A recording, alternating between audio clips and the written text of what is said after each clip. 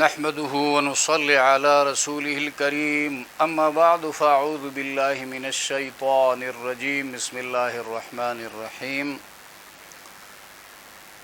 ومن أظلم ممن منع مساجد الله أن يذكر فيها اسمه وسعى في خرابها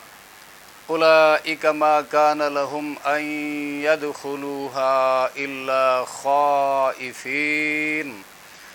لهم في الدنيا خزي ولهم في الآخرة عذاب عظيم ولله المشرق والمغرب فأينما تولوا فثم وجه الله إن الله واسع عليم۔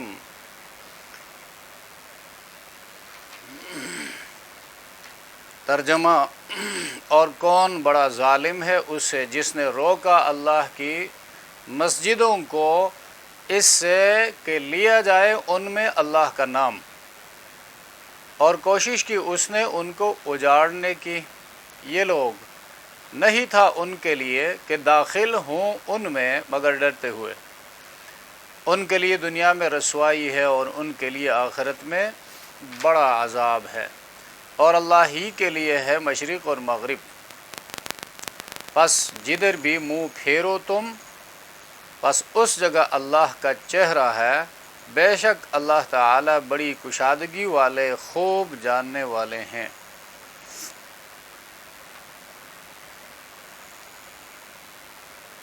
ترجمہ قرآن کے حوالے سے سورۃ البقرہ کی آیت نمبر 114 سے 116 کی تلاوت کی گئی۔ ان آیات میں جس طرح گزشتہ آیتوں میں یہود و نصارہ کا آپس کے چپقلش کے بارے میں قرآن نے بیان فرمایا تھا، اور اس امت کو اس بات سے تنبیہ کی تھی کہ ان جیسے اخلاق تم اختیار مت کرو۔ انہوں نے سب سے پہلے ایک دوسرے کو بے دین کہا، باطل کہا، اور ایک دوسرے کے دین پر چوٹ کیا، حالانکہ وہ اللہ کی کتاب پڑھ رہے تھے۔ تورات یہودی پڑھتے تھے اور انجیل عیسائی پڑھتے تھے۔ ان کی دیکھا دیکھی پھر عرب کے جو ان پڑھ تھے انہوں نے بھی ایسی باتیں کہنا شروع کر دی کہ شرک جو ہے یہ حق مذہب ہے، اور محمد صلی اللہ علیہ وسلم اپنے باپ دادا کے دین سے برگشتہ ہو گئے ہیں۔ تو ان کے حق میں فرمایا کہ یہ اختلاف جو ہے دلائل سے تو قرآن میں مکمل حل ہو چکا ہے کہ حق کیا ہے، باطل کیا ہے۔ عملی فیصلے کا دن دنیا میں نہیں ہے، بلکہ دنیا کی اختتام پر قیامت جب قائم ہوگی تو باطل پرستوں کو، مشرکین کو، کفار کو جہنم رسید کر کے دنیا کو دکھایا جائے گا کہ یہ لوگ باطل پرست ہیں۔ اب یہاں پر پہلی بات یہ ہے کہ انہی لوگوں کے آپس کے مساجد کے بارے میں ان کا کیا خیال ہے، یہودی عیسائیوں کے مساجد کے بارے میں، اور عیسائی یہودیوں کے حوالے سے کیا رویہ اختیار کرتے ہیں۔ پھر مشرکین مکہ نے محمد الرسول اللہ کے ساتھ کیا سلوک کیا، کعبۃ اللہ کے حوالے سے بات ہے۔ تو پہلی بات تو یہ ہے کہ یہاں پر عیسائیوں نے ضد میں آ کر یہود کی جو عبادت گاہ تھی اس وقت بیت المقدس کی اینٹ سے اینٹ بجا دی، اور پھر مشرکین مکہ انہوں نے نبی کریم صلی اللہ علیہ وسلم کو کعبے کے طواف سے روکا، عمرہ کرنے سے روکا۔ تو بنیادی بات تو یہ ڈسکس ہوئی ہے ان آیات میں، لیکن احکامات پھر مساجد اللہ آیت میں آیا ہے، مساجد اللہ، اللہ کی مسجدیں، سجدہ گاہیں، وہ مقامات، زمین کے وہ حصے جس میں اللہ کے حضور بندگی کے لیے انسان کا سر جو ہے جھکتا ہے، سجدہ کرتا ہے، ان کو مساجد کہا جاتا ہے۔ تو تمام مسجدوں کا حکم جو ہے ادب اور احترام کے لحاظ سے یکساں ہے۔ تو یہاں پر ومن اظلم ممن منع مساجد اللہ، اس سے بڑا ظالم کون ہوگا، یعنی ظلم کرنے والوں میں ظلم، ہر قسم کا ظلم جو ہے وہ برا ہے، قبیح ہے، اور حدیث میں فرمایا ظلم و ظلمات یوم القیامہ، ظلم قیامت کے دن قیامت کی اندھیریوں میں سے ایک اندھیرا ہوگا۔ اور دوسری حدیث میں فرمایا اے میرے بندو، میں نے اپنے اوپر ظلم کو حرام کیا ہے، تم بھی آپس میں ایک دوسرے کے اوپر ظلم مت کیا کرو۔ تو ظلم انسان جب شرک کرتا ہے تو یہ بھی ظلم ہے، کسی کا حق مارتا ہے ظلم ہے، اور جب اللہ کی نافرمانی کرتا ہے تو اپنی جان پر ظلم کر رہا ہے۔ یہ تین قسم کے ظلم قرآن میں بیان ہوئے ہیں۔ تو ان سب ظلموں میں اظلم فرمایا، سپرلیٹو ڈگری استعمال کیا ہے، اس میں تفضیل اس کو کہا جاتا ہے ومن اظلم ممن، اس شخص سے بڑا ظالم کون ہوگا، یعنی اس شخص سے بڑا ظالم کوئی نہیں ہے۔ وہ شخص کون ہے جو بڑا ظالم؟ منع مساجد اللہ، جس نے روکا اللہ کی مسجدوں کو، کس بات سے؟ اس بات سے یذکر فیہا، کہ یاد کیا جائے اس میں، یعنی اس مسجد میں اسمہ، نام اللہ کا، وسعی فی خرابہا، اور سعی کی کوشش، فی خرابہا، ان کو ویران کرنے میں، ان کو اجاڑنے میں۔ اب ایک تو ریفرنس ٹو دی کانٹیکسٹ جو ہے دیکھا جائے تو ان لوگوں نے بیت المقدس کو اجاڑنے کی کوشش کی اس زمانے میں، یہود کو عبادت سے روکا، پھر یہودیوں نے عیسائیوں کے اوپر مظالم ڈھائے، ان کو عبادت سے روکا ان کے زمانے میں، اور پھر مشرکین مکہ جب محمد الرسول اللہ صلی اللہ علیہ وسلم تشریف لائے، ابتدا سے جب اللہ کے رسول صلی اللہ علیہ وسلم نے دعوت و توحید پیش کی ان کے سامنے، انہوں نے اس کو رد کیا کہ ہم دادا کے دین کو نہیں چھوڑ سکتے، تجھے چھوڑ سکتے ہیں، اور قسم قسم کے مظالم ڈھائے، نبی کریم صلی اللہ علیہ وسلم کو کعبہ کے اندر نماز پڑھنے کی اجازت نہیں دی، ہجرت کرنے پر مجبور کیا، جو خالص اللہ کا نام لینے والے تھے ان کو مکہ مکرمہ چھوڑنے پر بھی مجبور کر دیا، وہ لوگ ہجرت کر کے مدینہ چلے گئے، اور مدینہ جانے کے بعد اللہ کے حکم سے عمرہ کی ادائیگی کے لیے 6 ہجری کو نبی کریم صلی اللہ علیہ وسلم مکہ مکرمہ آئے، لیکن ان لوگوں نے آنے نہیں دیا، حالانکہ کعبہ سب کا مشترکہ مقام ہے، مشترکہ عبادت گاہ ہے، اس میں کسی ایک کا حق نہیں ہے کہ دوسرے کو روکے، لیکن مشرکین مکہ نے یہ ظلم ڈھایا، محمد الرسول اللہ کو حدیبیہ کے مقام پر روکا، اور صلح حدیبیہ کی شکل میں وہ بات جو ہے اختتام کو پہنچی، اور مسلمان عمرہ کیے بغیر اس سال واپس چلے گئے۔ تو یہ بھی بہت بڑا ظلم تھا مسلمانوں کو، ان لوگوں نے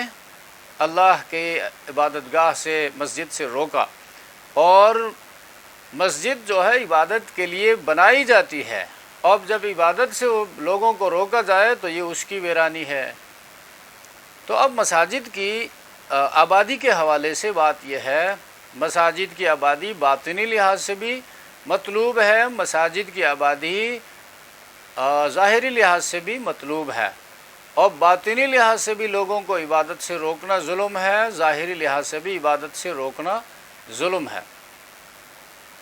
باطنی لحاظ سے، ظاہری لحاظ سے کس طرح؟ آبادی بات ظاہری لحاظ سے وہ یہ ہے کہ مسجد خوبصورت ہو اور مسجد شاندار ہو، اور فقہا فرماتے ہیں جس علاقے کی آبادی جس شان کی ہے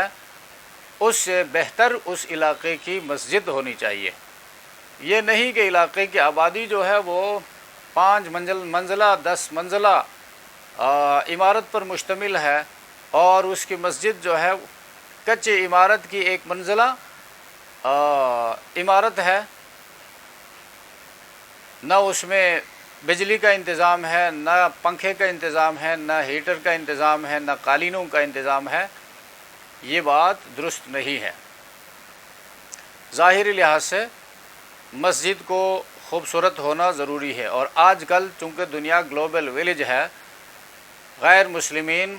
بعض علاقوں میں غیر مسلمین رہتے ہیں، وہ مسلمانوں کے مساجد کو دیکھتے ہیں اور دیکھنے کے لیے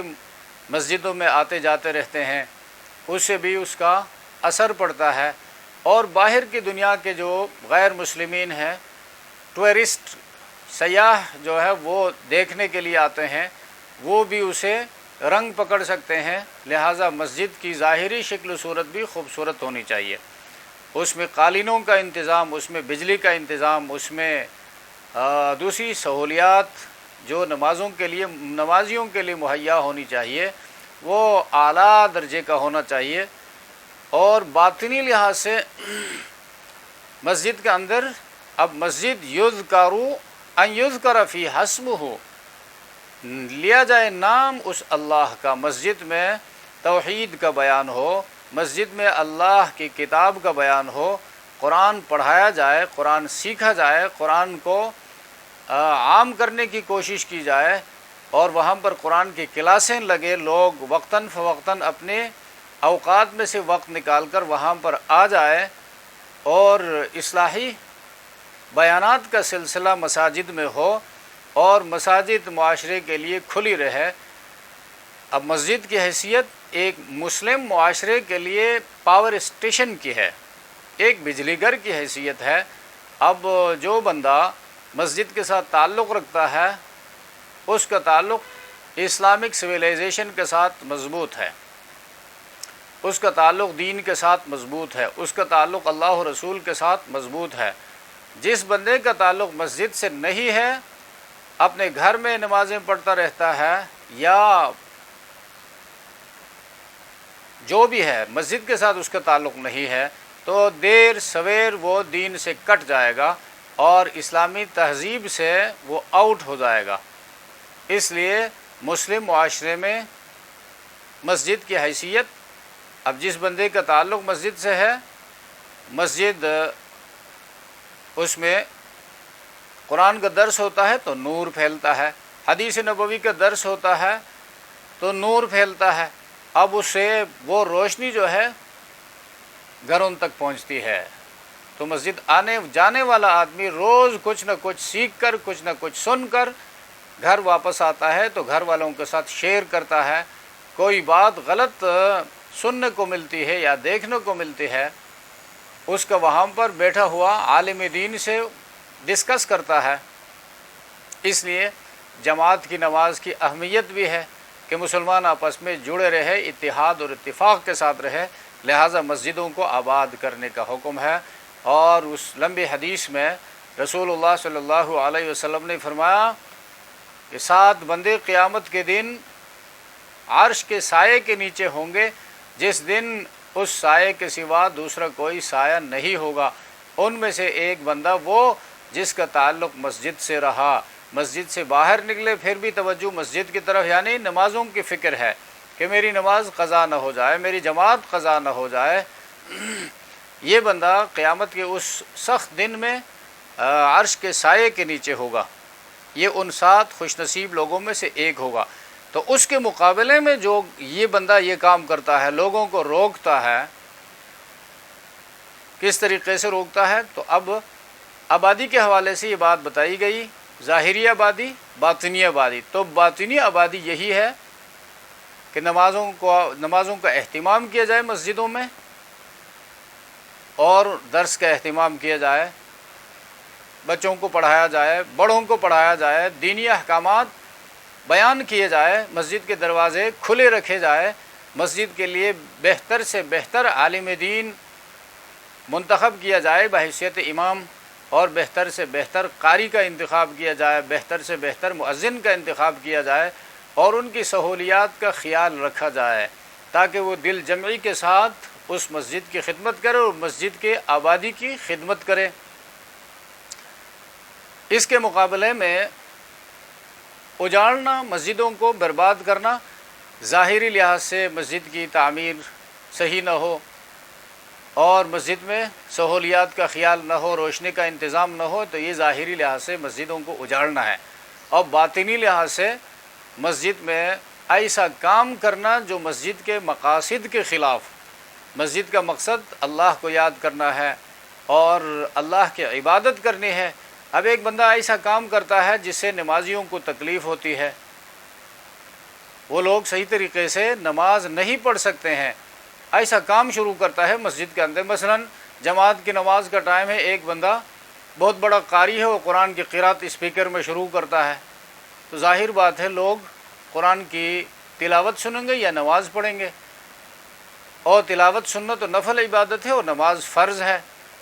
اب فرض کو چھوڑیں گے تو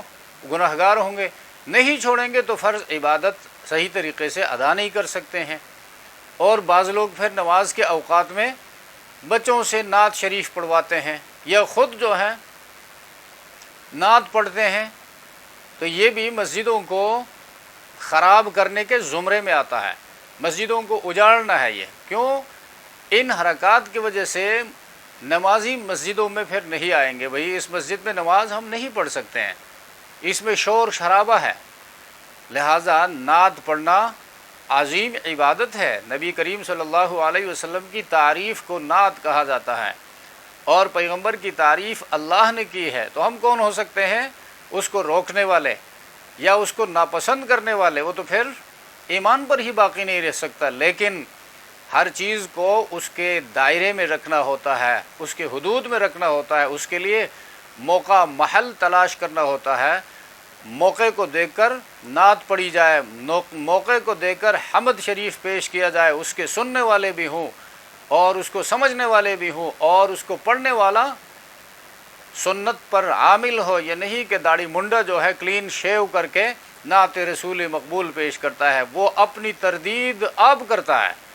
پہلے اس کو چاہیے کہ رسول اللہ صلی اللہ علیہ وسلم کی سنت کے مطابق اپنی شکل و صورت بنائے،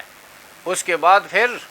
رسول اللہ صلی اللہ علیہ وسلم کی سنت یہ ہے کہ لوگوں کو، نمازیوں کو مسجد کے اندر تکلیف نہ پہنچائی جائے، وہ خشوع و خضوع کے ساتھ اپنی نماز ادا کر سکے۔ ہاں موقع ملتا ہے تو پھر اپنے سامعین کو سامنے رکھ کر، وہ کتنے ہیں ان تک آواز پہنچائی جائے، اتنی آواز میں نعت شریف پیش کی جائے اور نہایت اخلاص کے ساتھ، نہایت آداب کے ساتھ، اور اس نعت کے اندر الفاظ کے چناؤ کا خیال رکھا جائے۔ ایسا نہ ہو کوئی شرکیہ مضمون اس میں بیان ہو جائے اور پیغمبر کا درجہ اللہ سے بڑھایا جائے یا پیغمبر کو اللہ کے ساتھ شریک ٹھہرایا جائے، تو اس قسم کے نعت کی گنجائش شریعت اسلامی میں نہیں ہے۔ تو یہ سب کیا ہیں؟ یہ اسباب ہیں، ذرائع ہیں مسجد کو اجاڑنے کے۔ ہاں تیسری بات جو ہے وہ یہ ہے کہ مسجد آج کل کے ماحول میں مسجد کو بند رکھا جاتا ہے، یہ حفاظت کے لیے ہے۔ اب یہ حفاظت کے لیے جو لوگ بند رکھتے ہیں وہ مسجد کو اجاڑنے والوں میں داخل نہیں ہے، وہ مسجد کی حفاظت کے لیے اس کو بند رکھتے ہیں۔ مسجد بند نہیں رکھیں گے تو معاشرے میں لوگ صبح نکلتے ہیں، پھر ظہر کی نماز کے لیے پیدا ہوتے ہیں، پھر ظہر کے بعد نکلتے ہیں، عصر کے لیے آ جاتے ہیں۔ مسجد کو بند نہ کیا جائے، پھر بعض علاقے ایسے ہیں اس میں کتے آ جاتے ہیں، بلیاں آ جاتی ہیں، وہ پیشاب کریں گے، گندگی کریں گے، تو اس سے مسجد کی حفاظت ضروری ہے۔ اسی طرح مسجد کی حفاظت جو ہے بہت زیادہ چھوٹے بچوں سے بھی، یعنی 7 سال سے کم عمر کے جو بچے ہیں ان سے مسجد کی حفاظت ہونی چاہیے۔ ایسے بچوں کو مسجد نہ لایا جائے،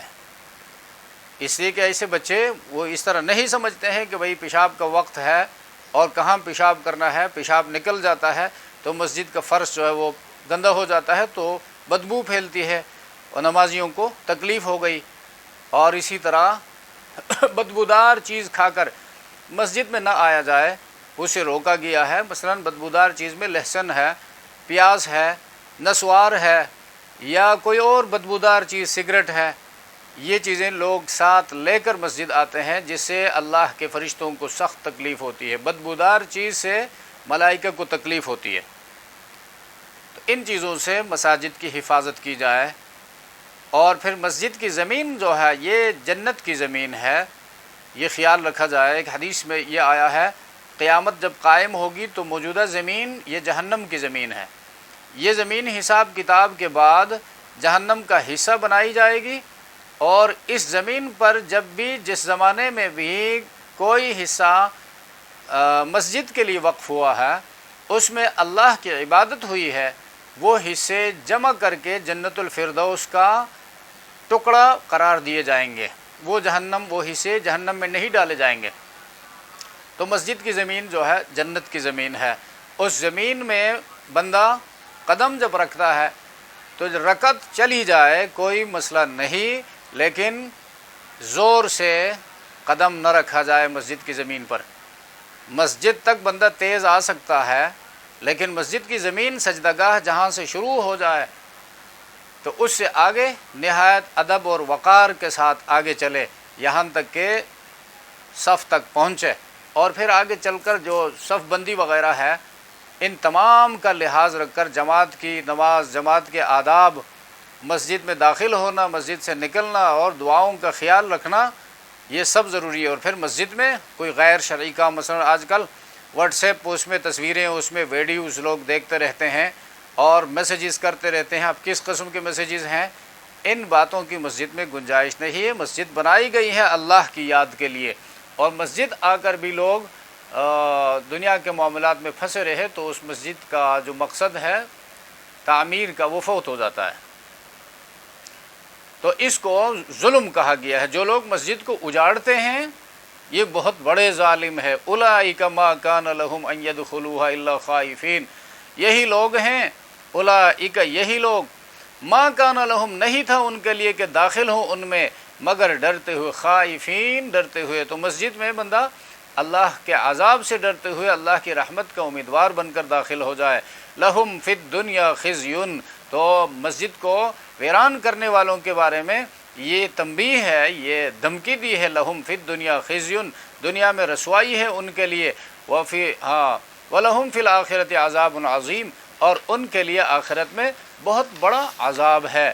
وَلِلَّهِ الْمَشْرِقُ وَالْمَغْرِبُ فَأَيْنَمَا تُوَلُّوا فَثَمَّ وَجْهُ اللَّهِ۔ وَلِلَّهِ الْمَشْرِقُ، اب چونکہ مشرکین مکہ نے مسلمانوں کو عمرہ کرنے نہیں دیا 6 ہجری کو، تو اللہ فرماتے ہیں مسلمانوں کا کیا بگڑا، اللہ کی عبادت تو ہر جگہ سے ہو سکتی ہے، مشرق و مغرب کا مالک، اسی طرح شمال اور جنوب کا مالک بھی اللہ ہی ہے۔ للہ المشرق والمغرب، اللہ ہی کے لیے مشرق جہاں سے سورج طلوع ہوتا ہے، والمغرب اور جہاں پہ غروب ہوتا ہے۔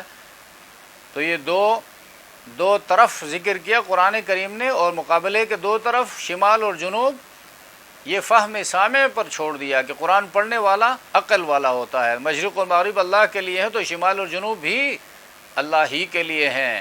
تو یہ وَلِلَّهِ الْمَشْرِقُ وَالْمَغْرِبُ، اللہ ہی کے لیے مشرق اور مغرب، اور اس طرح شمال اور جنوب بھی اللہ ہی کے لیے ہیں۔ یہ ساری جہتیں، تمام جہتیں یہ اللہ کے لیے ہیں، اور خود اللہ زمان اور مکان سے پاک ہے، لہذا اللہ تعالیٰ کا ہر طرف رخ ہے، ان کی عبادت کسی بھی جانب رخ کر کے، منہ کر کے کی جا سکتی ہے۔ چنانچہ آپ سفر میں دیکھیں، جہت قبلہ جو ہے معلوم نہ ہو، اب بھی یہ اس کے لیے مسئلہ ہے، قبلے کی جہت، قبلے کی طرف جو ہے وہ معلوم نہ ہو تو سوچ کر، جس کو تحری کہا جاتا ہے، غور و فکر کے بعد، یہ پہلے تو یہ غور کرے گا بندہ، کوئی دیکھے گا، کوئی قرائن متعین کرے گا، کسی سے پوچھے گا علاقے میں کوئی ہو، یا کوئی قرینہ جو ہے، حالات، نشانات، وہ ایسے متعین کرنے کی کوشش کرے گا جس سے پتہ چل جائے یا گمان غالب ہو جائے کہ اس طرف قبلہ ہے، نماز پڑھ سکتا ہے۔ پھر اگر وقت میں یا وقت کے بعد غلطی ظاہر ہوا تو اعادہ کی، دوبارہ نماز پڑھنے کی ضرورت نہیں ہے۔ اسی طرح سفر میں سواری جو ہے، مثلا اونٹ پر، ایک بندہ اونٹ پر سوار ہے، گھوڑے پر سوار ہے تو نماز پڑھ سکتا ہے، جدھر بھی سواری کا منہ ہو، قبلہ رخ ہونا ضروری نہیں ہے۔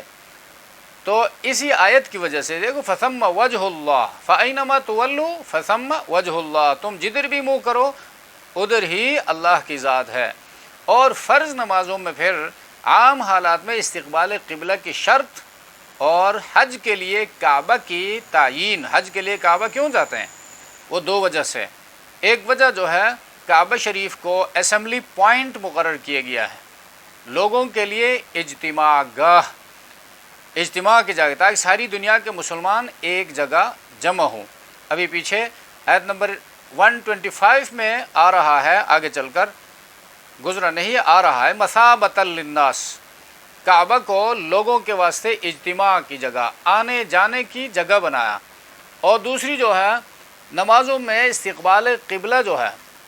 استقبال قبلہ کا حکم ملت کی شیرازہ بندی، اتحاد اور اتفاق، یگانگت کے لیے ہے۔ تمام مساجد میں اور ساری دنیا میں مسلمان ایک رخ پر عبادت کرے، ان میں انتشار نہ ہو، ورنہ پھر ہر بستی میں بلکہ ہر مسجد میں تماشا ہوگا۔ جب ایک ہی علاقے میں بہت ساری مسجدیں، ان کو یہ اجازت مل جائے بھئی تم جس طرف بھی رخ کر کے نماز پڑھو، تو ہر بندہ، ہر علاقے کا، ہر قبیلے کا، ہر طبقے کے بندے لوگ اپنی مسجد بنائیں گے اور کہیں گے ہم شمال کی طرف رخ کر کے پڑھتے ہیں، کوئی کہے گا ہم جنوب کی طرف کر کے پڑھتے ہیں، کوئی کہے گا ہم مغرب کی طرف کر کے پڑھتے ہیں۔ تو پھر ایک ہی مسجد کے اندر بھی یہ واقعہ ہو سکتا ہے کہ ایک ہی مسجد کے اندر کچھ لوگ جماعت کرائیں گے ایک طرف رخ کر کے، کچھ لوگ جماعت کرائیں گے دوسری طرف رخ کر کے، تو انتشار ہوگا، اور ہر بستی میں پھر یہی انتشار تفرقہ ہوگا، بلکہ ایک مسجد کے اندر بھی مسلمانوں کے اندر تفرقہ ہوگا۔ تو بیت اللہ کو اللہ تبارک و تعالیٰ نے اسمبلی پوائنٹ مقرر کیا ہے، فوکس کرنے کے لیے، لوگوں کی توجہ جو ہے ایک مرکز کی طرف ہو جائے۔ ورنہ حقیقت میں کعبہ جو ہے، علماء نے لکھا ہے کعبہ شریف قبلہ نہیں ہے، بلکہ وہ قبلہ نما ہے۔ قبلہ تو اللہ کی ذات ہے، اللہ کی ذات بہت زیادہ وسعت والی ہے، ہر رخ سے اس کی عبادت ہو سکتی ہے، لیکن علیم بھی ہے، ذات واسع علیم، علیم بھی ہے، اس لیے لوگوں کی مصلحت، لوگوں کے فائدے کی خاطر عام حالات میں عبادت کے لیے کعبہ شریف کو پوائنٹ مقرر کیا۔ اب یہاں کہنا یہ ہے کہ قریش نے مسلمانوں کو عمرہ کرنے نہیں دیا، تو مسلمانوں کا کیا بگڑا؟ وہ تو ہر جگہ سے اللہ کی عبادت کر سکتے ہیں۔ بڑے ظالم تم ہی ٹھہرے کہ اللہ کے بندوں کو اللہ کی مسجدوں سے روکا۔ وَلِلَّهِ الْمَشْرِقُ وَالْمَغْرِبُ، اور مشرق و مغرب اللہ ہی کے لیے ہیں۔ فَأَيْنَمَا تُوَلُّوا فَثَمَّ وَجْهُ اللَّهِ، پس تم جدھر بھی منہ کرو اسی جگہ، فَثَمَّ، وہاں پر، وجہ اللہ، اللہ کا رخ ہے۔ ان اللہ واسع، بے شک اللہ بڑی وسعت والے ہیں، علیم، خوب جاننے والے ہیں۔